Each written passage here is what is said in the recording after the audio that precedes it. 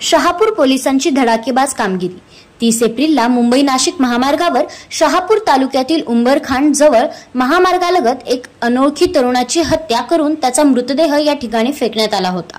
या मृतदेहाजवळ कोणताही पुरावा नव्हता, केवळ हातावर देवाभाई असे गोंदलेले होते। कोणताही पुरावा नसताना देखील सदर हत्येतील आरोपींचा छडा लावण्यात शहापूर पोलिसांना यश आले असून 2 आरोपींचे मुसक्या आवळल्या आहेत। सदर घटनेत या मृतदेहाची ओळख पटविणे पोलिसांपुढे मोठे आव्हान होते।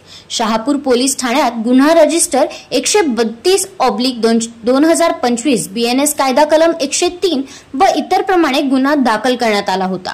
त्यानुसार ठाणे ग्रामीण चे पोलीस अधीक्षक माननीय डॉक्टर स्वामी यांच्या व पोलीस उपविभागीय अधिकारी मिलिंद शिंदे यांच्या नेतृत्वाखाली पथक तैनात करण्यात आले होते। तर शहापूर पोलीस ठाण्याचे पोलीस निरीक्षक जितेंद्र ठाकूर यांच्या मार्गदर्शनाखाली उप पोलीस निरीक्षक वानुरगसे, पोलीस हवालदार शशिकांत पाटील, विकास सानप, रमेश नलावडे, मोहन भोईर, दशरथ देसले यांच्यासह स्थानिक गुन्हे शाखेचे अधिकारी व कर्मचारी यांच्या मदतीने तपासाला सुरुवात करण्यात आली। प्रथम या मृत व्यक्तीचा शोध घेतला।